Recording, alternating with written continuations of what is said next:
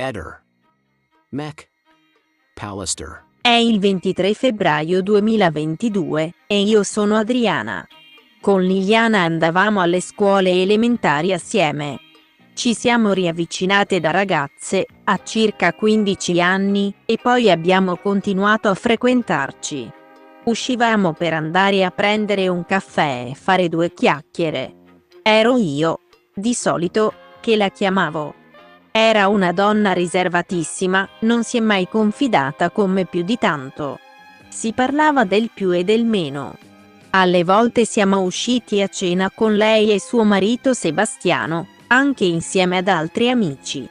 Negli ultimi 2 anni però, e non ho capito il motivo, ho visto Sebastiano infastidito dalla nostra presenza e le uscite tra le coppie si sono diradate. Con Liliana, invece, abbiamo continuato a vederci e sentirci. Di solito ci vedevamo in centro e lei arrivava con l'autobus. Come Liliana, pur non confidandosi più di tanto, è sempre stata una splendida persona. A titolo di esempio cito un periodo della mia vita in cui ero in difficoltà e lei si era offerta di ospitarmi a casa sua a Roiano, dove ho abitato per 2 mesi, anche insieme a Sebastiano. Lei era una persona buona, riservatissima, che non esternava però nemmeno i suoi sentimenti. Ad esempio, quando ci scrivevamo messaggi, io le inviavo emoticon con un bacio e lei, al massimo, mi rispondeva con la manina che salutava. Era proprio chiusa in se stessa.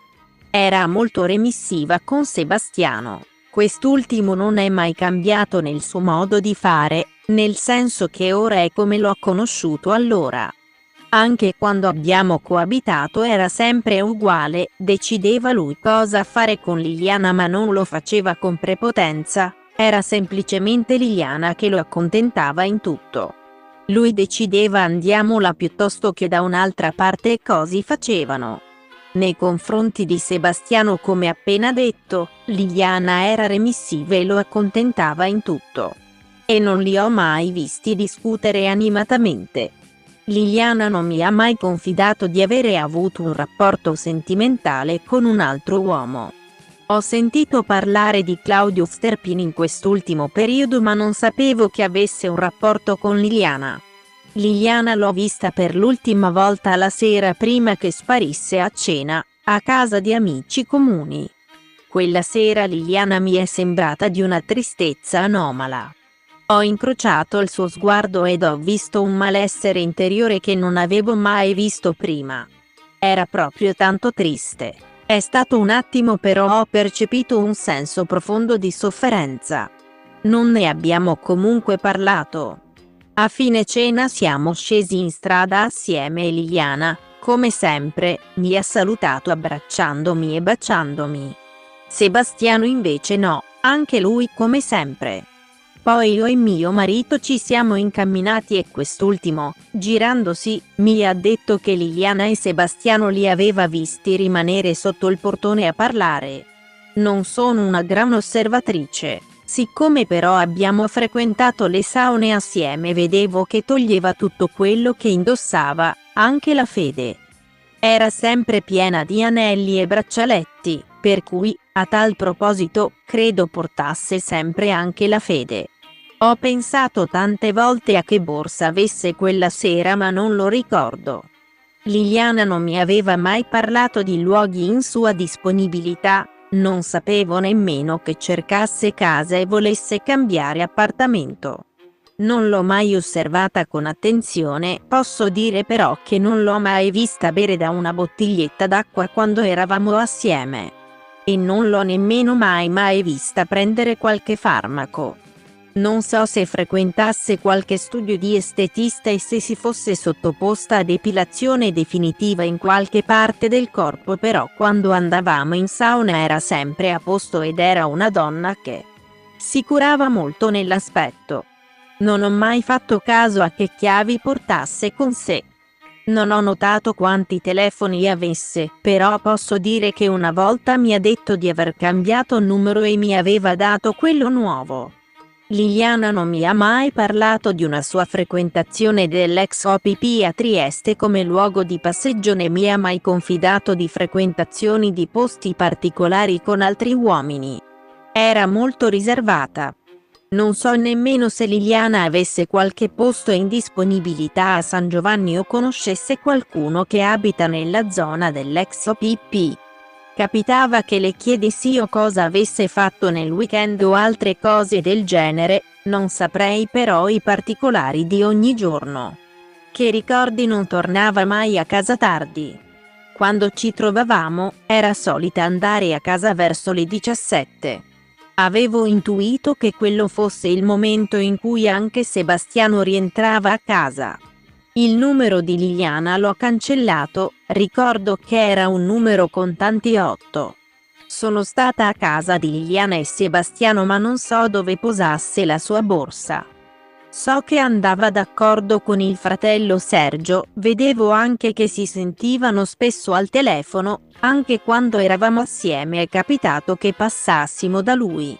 Ricordo anche che una volta mi ha detto che dovevamo passare da lui perché era rimasto in bolletta, nel senso che doveva dargli dei soldi. Ho invece percepito che non andava d'accordo con Piergiorgio, il figlio di Sebastiano.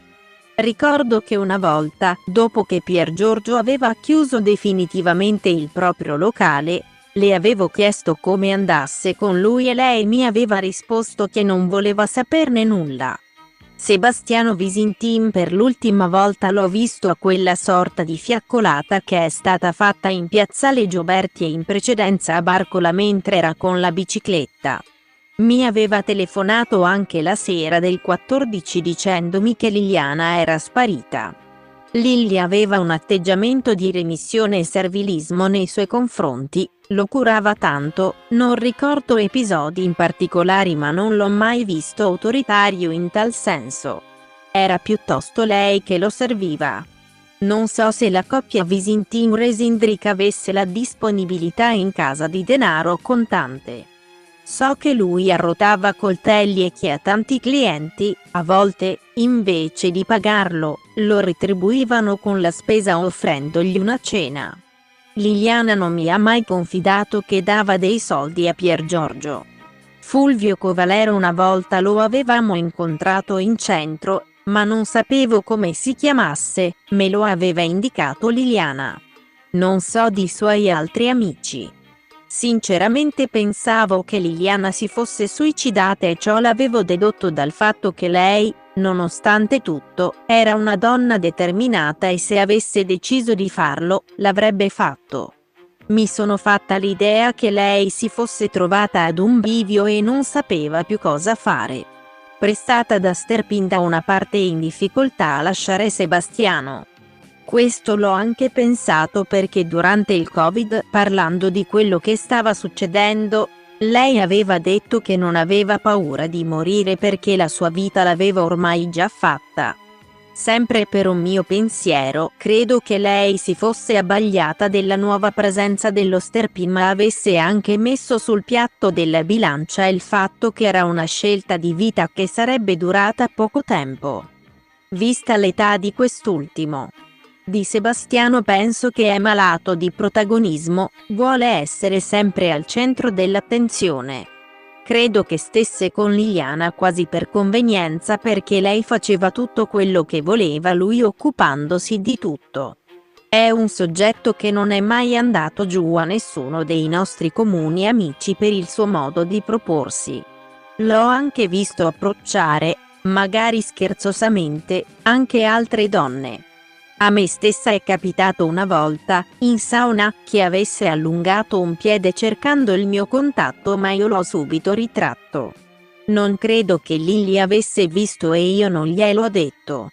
Che fosse una coppia aperta dal punto di vista sessuale sinceramente l'ho pensato per come si comportava Sebastiano anche alla presenza di Liliana. Ricordo che una volta Sebastiano mi aveva detto che con Liliana faceva l'amore come con nessun'altra e io gli ho risposto che non volevo sapere niente. Sebastiano, come il più abile dei maghi, trasforma tutti gli oggetti in suo possesso. L'ha fatto col cuscino di Liliana e l'ha fatto anche con la famosa radiolina che ha in casa sua. Alla sua amica giornalista ha fatto vedere questo dispositivo.